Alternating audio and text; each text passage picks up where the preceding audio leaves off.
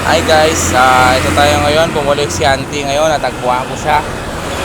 Siya ngayon, Ti, kamusta naman ang buhay mo, Ti? Ba't di mo kasama yung bata? May pasok sila. Ti, may nagbibigay pala sa'yo ng blessing para sa'yo. Ito ay galing kay Felix Batad Pagaduan. Isa siyang OFW sa Taiwan. Kaya thank you sa lahat ng mga tropa ko na tumulong kay auntie. Ito guys,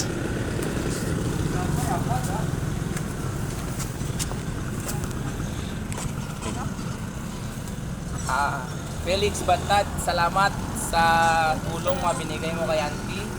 Isa siya pong OFW sa Taiwan po.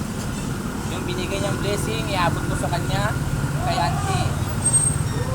Auntie, ito yung binigay niya po. Tanggapin mo. 1, 2,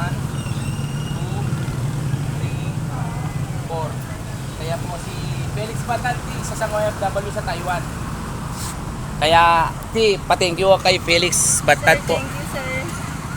Thank you, God bless, sir. Ingat. Oo.